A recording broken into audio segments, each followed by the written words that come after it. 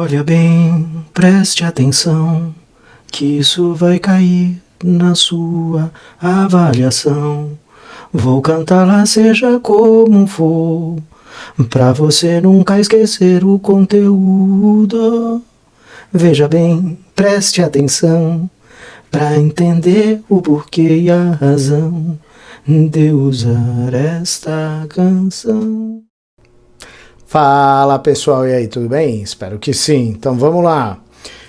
Começando essa revisão dos conteúdos importantes que vão ser necessários para avaliação e também para a gente construir no futuro outros conteúdos mais aprofundados, tá bom? Então vamos lá. Começamos com a estrutura social da Idade Média. Como vocês vão ver, vai aparecer aqui ao meu redor, em algum lugar ao meu redor, vai aparecer a estrutura social. A estrutura social é em forma de pirâmide, né? A gente sabe que se chama forma piramidal, ou seja, ela traz a ideia de que os benefícios dessa sociedade estavam concentrados no topo, certo? Então, no geral, sempre bom lembrar, durante a Idade Média, de maneira genérica, a gente diz o quê? Esta sociedade em formato distribuída, né, em formato de pirâmide, ela vai ter três estamentos, né? Pode aparecer estamento, pode aparecer segmento, pode aparecer grupo, pode aparecer de diversas formas, mas nós sabemos que, independente do termo genérico utilizado, nos referimos a partes, grupos distribuídos dentro dessa sociedade.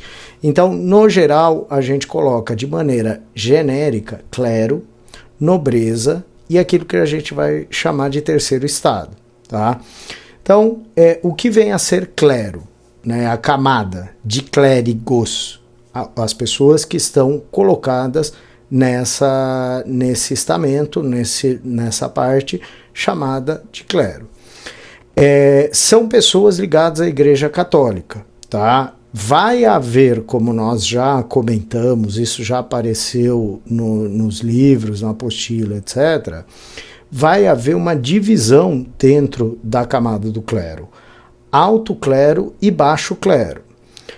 O que é o alto clero? O alto clero vai ser funcionários da alta camada, da alta cúpula da igreja. Então, no geral, você vai estar falando de bispo, de arcebispo, de cargos mais relevantes, tá? E o baixo clero seria aquele padre de paróquia de lugares distantes dos centros importantes de poder durante a Idade Média. Então, eu me lembro de ter comentado com vocês que se vocês assistissem uma versão do filme Robin Hood, talvez tenham várias versões, como essa eu assisti, fica muito marcado que o bispo da região só estava interessado no dinheiro, e isso faz com que ele entre em conflito, com que se desenvolva todo um problema em relação ao padre que vai e convive com o grupo do Robin Hood, que seria, na nossa divisão social, iria fazer parte, já vamos estudar sobre isso, do terceiro segmento, do terceiro estrato, do terceiro estamento, tá bom? Clero, funcionários da igreja, como bispo, arcebispo, cardeal, tá? Alta cúpula da igreja. E baixo clero era os abades, claro que depende do tamanho da abadia, mas assim, de maneira geral, eram os padres que viviam em locais mais afastados, mais remotos e que, portanto, tinham pouca relevância dentro do sistema político daquele momento, tá? Embaixo deles, no geral, a gente coloca a nobreza, tá? Qual é o estamento da nobreza? No caso da nobreza, a nobreza está vinculada a títulos que eram concedidos pelo rei para os nobres, tá? Então, existia o título nobiliárquico. Geralmente esse título era hereditário, podia ser tirado, mas não era comum, era quase uma punição, né? Então era necessário ter feito alguma coisa errada para você perder esse título. Ele era hereditário e passava de pai para primogênito. Aqui você tem algo que já nos encaminha para a questão, por exemplo, do resto da família desse nobre querer conseguir território, querer mandar em alguma coisa. Por isso eles se engajaram, por exemplo, na colonização ou na conquista de novas terras, ou eram mandados para a guerra como auxiliares para poder poder subir na carreira e conseguir talvez algum título, alguma concessão de terras para que ele administrasse como os nobres na Europa, tá? Como os primogênitos. Então, de acordo com o seu título, também vai haver uma variação entre alta e baixa nobreza. Como você já está mais próximo ao exercício do Estado, à administração pública, nesse caso também vai ter uma diferença provavelmente mais marcante ainda do que na camada de clero, pelo local onde você exercia esse poder. Então, quanto mais próximo do centro político, quanto maior a sua concessão de terra, mais poder você tinha, mais servos você tinha, e assim por diante, tá? Você mandava num território maior, certo? Então, alta nobreza, barão, duque, etc., que tinha grandes possessões de terra e grande quantidade de servos. E você, sendo da baixa nobreza, você tinha o título, tá? Mas você podia ter propriedades pequenas com pequeno número de servos. Esta dinâmica de viver sempre no limite, quase na pobreza, com as regras da nobreza operando contra esses pequenos e médios nobres, eles acabavam aproximando essa pequena e baixa nobreza da burguesia, que estava ascendendo e em muitos casos tinha dinheiro, tinha prestígio, né, conseguiu de alguma forma relevância social e, portanto, estavam muito próximos, esses dois segmentos, digamos, essas duas camadas estavam muito próximas devido a diversos interesses, tá? Então, de novo, na camada dos nobres nós vamos ter alta e baixa nobreza, tá? Muito bem. E no terceiro estado? O terceiro estado era formado por todos os indivíduos que não tinham privilégios, tá? Então, eu lendo um texto em espanhol recentemente, para pegar informações mais específicas, ele se remetia sempre que ia falar do terceiro estado, dos camponeses, dos servos no geral. Inclusive apareceu numa projeção que eu fiz, o servo da gleba, ou seja, era aquele que trabalhava na terra propriamente dita, e tinha o servo doméstico, aquele que trabalhava na casa do nobre, fazia, por exemplo, a cozinheira, a faxineira, coisas equivalentes aos nossos dias, que trabalhava não diretamente na terra, mas na casa do senhor, provendo o que ele precisasse, certo? Então, estes servos, todos eles, sempre que ele ia falar, ele falava os não privilegiados, os sem direitos, tá?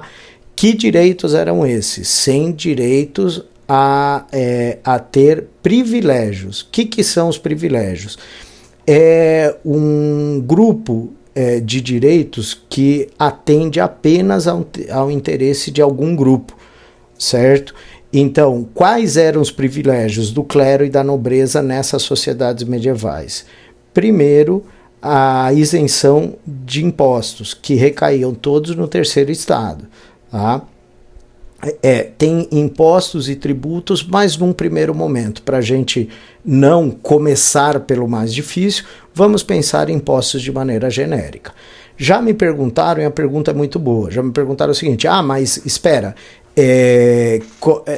só tinha isso? Então era só não pagar imposto? Não, você tinha, por exemplo, a justiça, os juízes, o que para nós seria hoje a reunião de pessoas que julgavam os crimes, né, o júri, por exemplo, era formado apenas por pessoas que pertenciam ao seu estamento e, portanto, gerava, obviamente, uma deformação, né, na aplicação da justiça.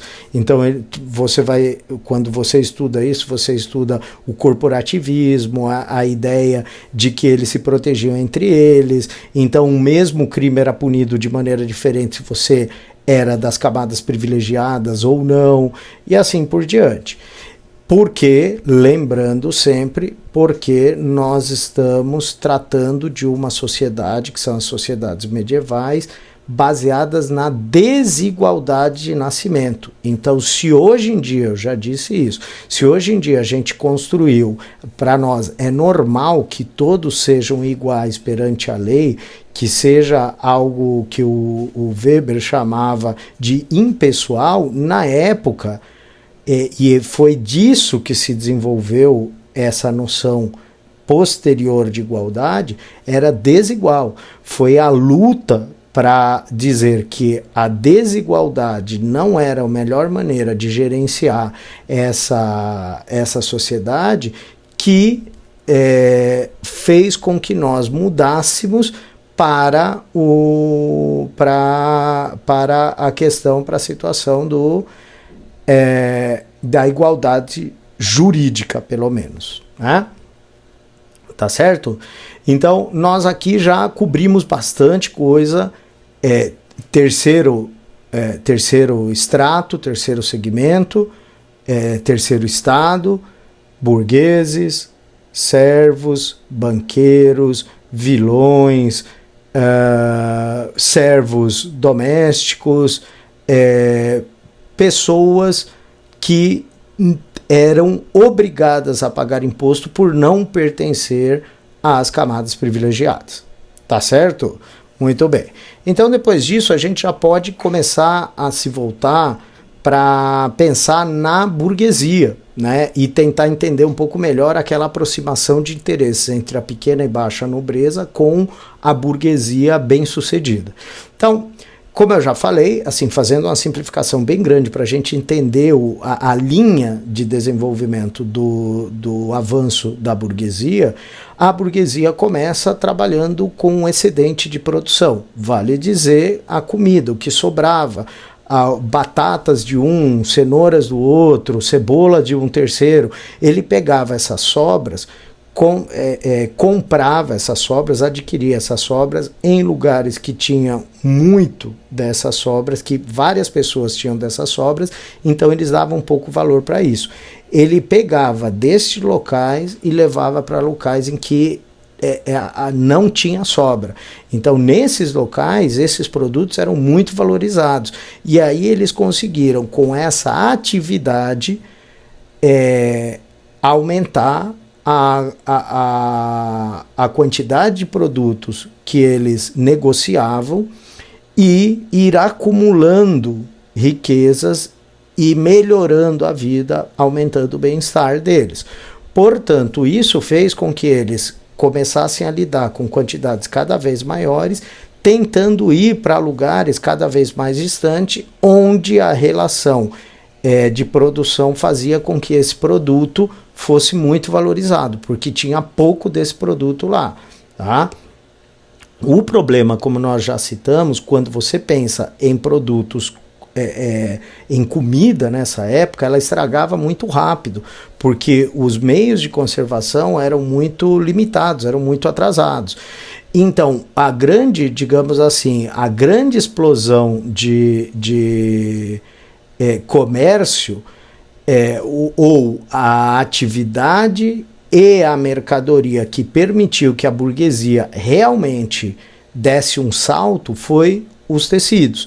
Então começa produzindo em pequena escala, levando para os vários mercados que você tem nas cidades que estavam renascendo, e nessas cidades começa a haver um consumo desses produtos de tecido. Como eu já disse em diversos lugares, é indústria, isso a gente vai chamar lá na frente de indústria têxtil. Qualquer coisa que receba o termo têxtil refere-se a tecidos, tá? Então, esse embrião de burguesia, esse comerciante que está em plena atividade, conseguindo produzir em pequena escala o tecido e tem um grande consumo sobre ele, ele vai querer aumentar cada vez mais o negócio com os tecidos e vai poder avançar aí para lugares que antigamente, com os recursos que ele tinha trabalhando apenas com comida, a comida estragava. Com os tecidos que tem uma longa vida de duração, ele conseguia ir mais longe e guardar por mais tempo, sem que o produto estragasse, tá? Então, isso vai, digamos, dar um impulso muito importante para a burguesia, até que ela percebe que ela precisa aumentar a matéria-prima. Ele precisa ter mais matéria-prima à disposição para produzir aqueles tecidos. Para isso, naquele estágio, era absolutamente necessário você ter uma criação de ovelhas, de carneiros, porque eles te forneciam, através da tosquia, do corte do pelo, te forneciam o fio necessário para que você, quando eu digo fio, estou me referindo ao pelo da ovelha e do carneiro, que iria passar por um processo de prensa e fiação, que ia se tornar o fio que depois ia gerar o tecido. Este fio, este novelo que nascia, era fruto já da criação de ovelhas, da tosquia e de um processo de beneficiamento desse pelo já cortado, que vai gerar o fio de lã, né? Então, eu até cheguei a falar daquela roda que aparece naquelas histórias infantis. Aquela roda era uma forma de você prensar e ir puxando os pelos de modo que eles ficassem tramados e isso gerasse aquele fio contínuo que se usa nas máquinas para produzir tecido, tá? Então, esse interesse no aumento de criação de carneiros e ovelhas vai fazer com que os burgueses se aproximem daqueles pequenos e médios nobres proprietários, certo? Proprietários de terra, de pequena escala, que estavam precisando, que estavam com terras paradas devido às crises do século XIV, fome, guerra, peste negra, vários tipos de peste, levam ao aumento da mortalidade dos trabalhadores, dos servos. Isso faz com que o pequeno ou médio feudo, ou pequeno e médio proprietário, o pequeno e médio nobre, sinta muito, né, seja muito prejudicado por essa perda, porque ele estava vivendo sempre no limite, no que ele conseguia, ou seja, era o limite dele poder se manter. Qual é o resultado disso? O resultado é que essa junção de interesses, essa associação de interesses entre o pequeno e médio nobre e o burguês vai fazer com que o burguês comece a alugar, a arrendar pedaços de terra desses nobres para criação de ovelhas. Aí vem o chamado processo de cercamento. Por quê? Quando vários burgueses começam a alugar essas terras, os rebanhos se misturavam. Isso dava muito problema. entre os criadores. Portanto, em determinado momento, se aprovou a lei de cercamento, que permitia que você fechasse a área, você cercasse a área de onde os animais iam estar. Qual é o resultado disso? O resultado é que, ao cercar a área, você impedia pessoas que você não queria que vivessem naquela região, que eram chamados poceiros, eram aqueles que viviam em lugares muito próximos, perdidos no meio dos territórios, eram territórios grandes, né? Por isso que precisava de muita gente para produzir. Como a técnica deles era rudimentar, a produção era sempre pequena. Então, no meio desses terrenos, desses territórios, tinham vezes que se estabeleciam famílias de pessoas que eram vilões, por exemplo, ou eram livres, e acabavam se instalando naquele pedaço de terra, né? Eu brinquei numa sala dizendo que aquela bruxa do João e Maria que vivia no meio da floresta, na verdade, era uma pessoa que estava deslocada do feudo, né? Seja como for, quando você cerca, você expulsa essas pessoas. Então, essa, digamos, é a primeira leva de pessoas que acabam sendo expulsas pelo processo de cercamento, de cercar terras para criar carneiros e ovelhas. O que vai acontecer? Com o passar do tempo, alguns nobres começam a perceber que é vantajoso para eles arrendar esse pedaço de terra. E daí eles começam a expulsar camponeses e servos para arrendar um pedaço maior de terra. Esta dinâmica vai corroendo a base de funcionamento do sistema feudal, que vai perdendo ênfase, vai perdendo força, enquanto a burguesia vai acumulando cada vez mais força e gerando um sistema que caminha dia a dia para o capitalismo, certo? Então, nós vamos ter essa relação que está diretamente ligada, por exemplo, ao êxodo rural e ao crescimento ou inchamento das cidades por essas pessoas que vinham do campo e tentavam arrumar emprego e sobreviver na cidade. Nem sempre conseguiam, gerando, portanto, um contingente muito grande de pessoas pobres, boa parte sem emprego, que ficava tentando ganhar a vida de alguma forma nas cidades. Tá? É sempre bom lembrar que estamos falando da Inglaterra, portanto, necessariamente vamos acabar esbarrando nas dinastias, naquelas famílias reais que ocuparam o poder. No geral, as famílias reais ocupavam poder se baseando numa teoria, na teoria do direito divino dos reis, do Bossuet. Qual é essa ideia? Deus escolheu esta família para governar, e você estar contra esta família ou qualquer regra ou lei que ela baixar vai fazer com que você fique contra Deus. Então, estar contra um eleito por Deus é estar contra o próprio Deus, o que, obviamente, para a mentalidade da Idade Média era muito ruim, certo?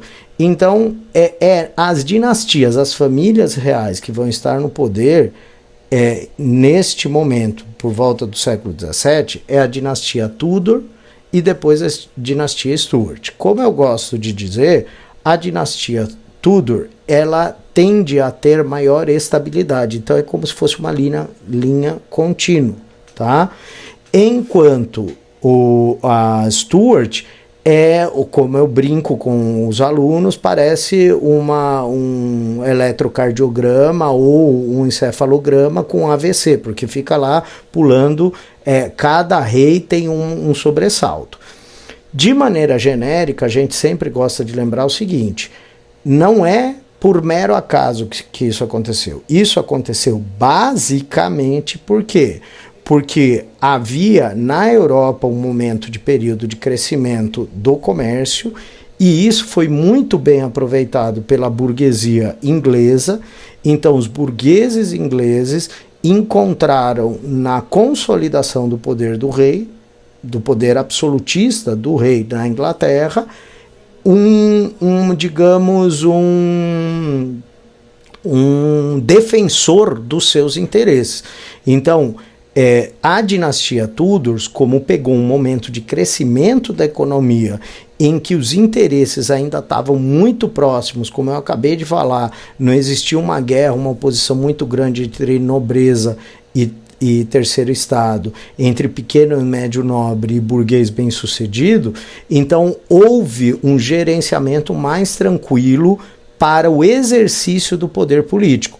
Então a dinastia Tudor, ela foi marcada por mais tranquilidade na administração pública. Se a gente considerar que o Henrique VIII fez parte desse período, você vai ver que houve momentos violentos, houve eventos violentos, ele mata uma mulher, ele se casa não sei quantas vezes, ele rompe com a Igreja Católica para criar a Igreja Anglicana submetida à vontade dele, mas por que isso não desanda como vai desandar em parte, por que isso não desanda como vai desandar depois nos Stuarts?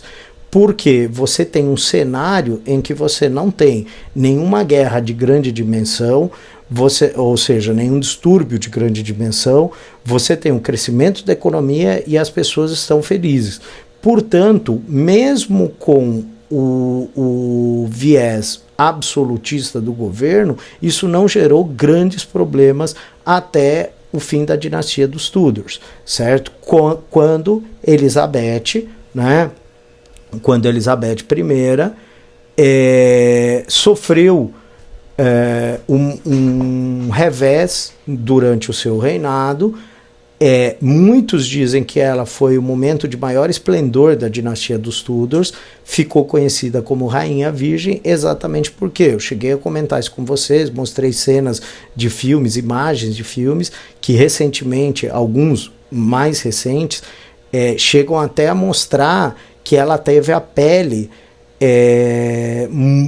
profundamente marcada pela varíola. Eu até tentei encontrar imagens não muito chocantes de como fica a pele de uma pessoa que é acometida pela doença e o tratamento não é feito nem rápido, nem da maneira correta. Isso, claro, deixa marcas.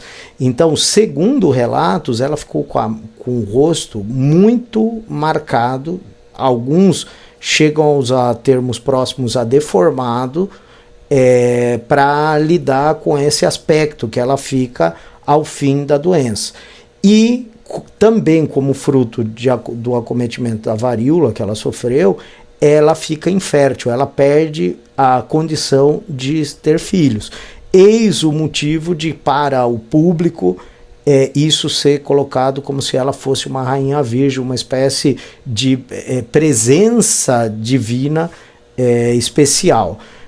Quando na verdade, depois de tudo, fazemos um balanço e vemos que na verdade ela teve na verdade consequências de uma doença que era muito grave, que basicamente não tinha tratamento adequado naquele momento, certo? Então terminam os Tudors, começam os Stuarts, com Jaime I, né?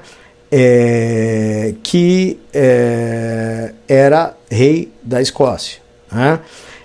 O que vai acontecer? Você vai ter uma série de problemas, porque já nos Stuarts a economia já não estava crescendo da mesma forma, os interesses da burguesia e especialmente da alta nobreza começam a conflitar em maior ênfase.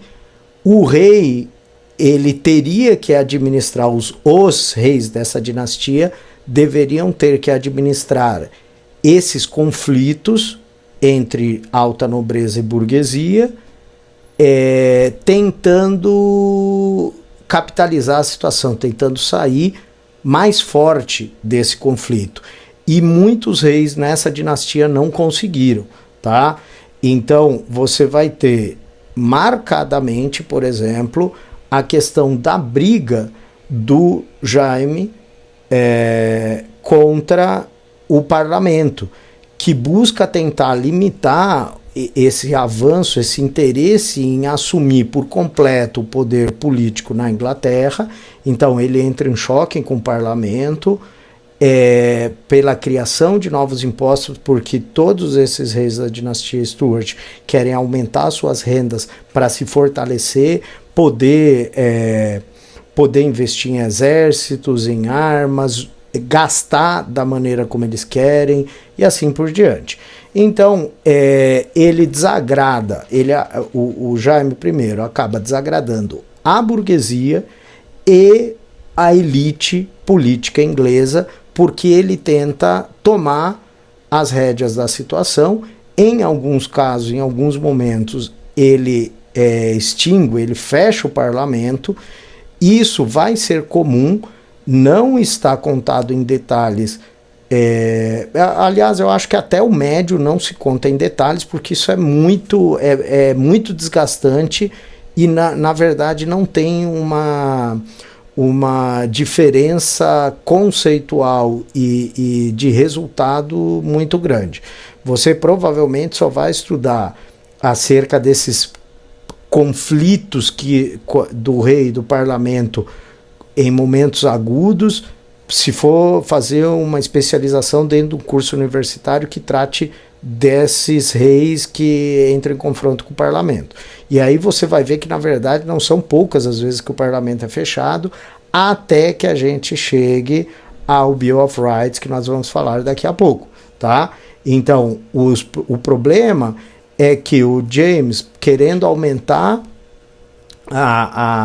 o poder econômico dele, querendo ter mais condições de contratar e gastar, ele vai entrar em conflito com a burguesia, porque, na verdade, quem tinha condições efetivas de pagar esses impostos era quem trabalhava ainda mais nas atividades mais rentáveis, como os burgueses, e também entra em conflito com o parlamento, certo?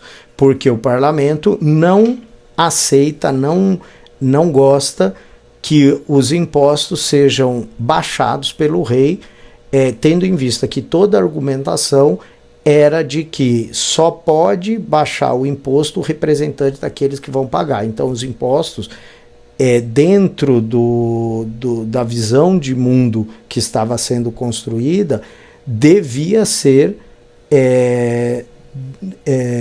de função do parlamento. Então, nesse sentido, ele estava roubando, atacando o parlamento e, portanto, o parlamento tem uma convivência difícil com ele, que, assim como o filho dele, o Carlos I, vai precisar desse apoio, desses nobres, desse parlamento, dessas pessoas que compõem o parlamento, desses representantes, inúmeras vezes, e é aí que o parlamento, quando chega nesses momentos graves em que ele é convocado, ele tenta obrigar esses reis a regularem o funcionamento do parlamento.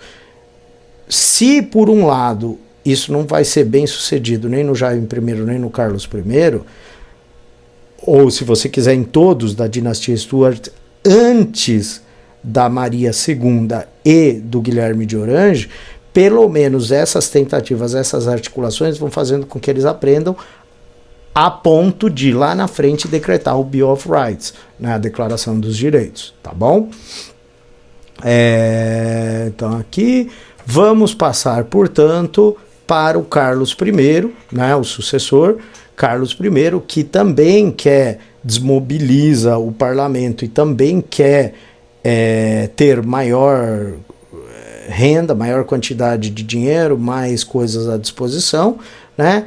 Ele, dentro desse afã, dentro dessa vontade de querer aumentar a renda, ele tem uma ideia que talvez na cabeça dele parecesse brilhante, mas é aí que a coisa vira, é aí que ocorre o plot twist, a viradeira, como se chama em Portugal, e a gente pode chamar de a virada na história, né? Quando ele pega o ship money, que era um imposto cobrado apenas das cidades litorâneas para proteção contra uma invasão estrangeira pelo mar, ele amplia, buscando aumentar a arrecadação do governo, ele amplia para todo o território. Então, na verdade, fora as cidades litorâneas que já pagavam ship money, todos os demais territórios vão ficar profundamente magoados, vamos chamar assim, para não dar outro nome, ficam profundamente magoados com o Carlos I, né? A cobrança de novos impostos, a ampliação de impostos existentes, a majoração, ou seja, o aumento da quantidade de imposto que era cobrado, do valor do imposto cobrado, tudo isso faz com que ele crie uma série de problemas internos ao país, ao seu governo, né? Então, isso vai refletir num governo muito difícil para o Carlos I, quando explode uma guerra civil pelo aumento da cobrança dos impostos, por essa necessidade de aumentos de impostos, explode uma guerra civil.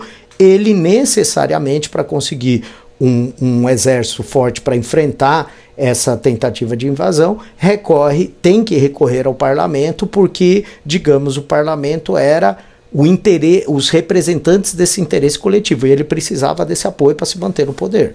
Qual é o resultado disso? O resultado é que, nós sabemos, o parlamento forma um exército, que é o exército modelo, só que eles sabiam que se eles passassem a liderança do exército modelo para a mão do Carlos, assim que terminasse a guerra, o Carlos usaria o exército contra eles. Então eles escolhem o Oliver Cromwell como chefe desse exército modelo.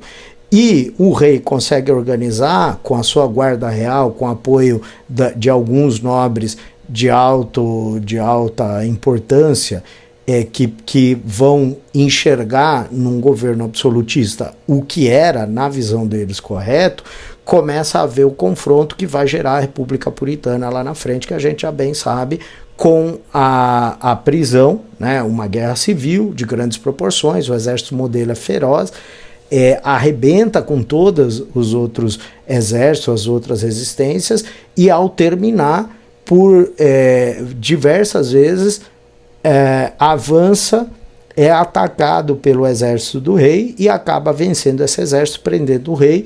Ele é julgado por traição contra o povo, é condenado e é decapitado. Aqui eu acho que já tocamos num assunto importante, que é importante da gente esclarecer ele um pouco mais. Quando nós falamos do Henrique VIII, que ele se separou dos católicos e criou a Igreja Anglicana, então nós estamos falando de grupos religiosos que também acabam se envolvendo com os grupos políticos, tá? Então, os grupos religiosos que nós vamos ter, majoritariamente de peso aqui, a gente podia dizer, são católicos. Você está falando de peso? Então você está falando que tem muita gente. Não, ele tinha um caráter importante, mas não necessariamente tinha muita gente. Podia ter gente de um escalão alto, podia ter nobres, e de fato tinha nobres de alto escalão, com uma grande quantidade de terras e servos. A alta nobreza, alguns deles tinham simpatia pelo catolicismo, tá? Então você vai ter católicos, a partir do Henrique VIII, anglicanos, você vai ter puritanos, por isso que a gente, no geral, fala católicos e protestantes. Por quê? Você tem diversas divisões dentro que vão aparecer eventualmente na Inglaterra. Então, apenas lembrando, católicos, anglicanos e puritanos, digamos, são os mais presentes nesse momento histórico. Mas nós vamos ter presbiterianos, anabatistas e uma série de outras denominações dentro do grupo de protestantes. Para nós, os principais são católicos, anglicanos e puritanos, que vão marcar esse começo, tá bom? Então, aqui nós já falamos do conjunto de interesses. Para não nos estendermos além do que nós já fomos, só vamos lembrar que a República Puritana, com Oliver Cromwell, assume o poder, ele fica no governo, faz transformações importantes que agradam a burguesia, e depois ele, digamos, ele morre, ele deixa o poder porque ele morre, e o poder passa para o seu filho, o Ricardo Cromwell, que é um péssimo administrador, não consegue gerenciar, acaba a República Puritana e volta à monarquia. Carlos II, depois o irmão dele, Jaime II, e é no Jaime II que ocorre, digamos, todas as tensões com a tentativa, com o encaminhamento do governo inglês cada vez mais próximo do catolicismo, o que gera uma revolta, vamos dizer, em boa parte dos ingleses, que acabam oferecendo a coroa para Maria II e para o seu marido, Guilherme de Orange, que desembarca e conquistam a coroa, aprovando, passando, assinando o chamado Bill of Rights, Declaração dos Direitos. Tá bom? Então, até a próxima, tudo de bom para vocês, até mais, tchau, tchau.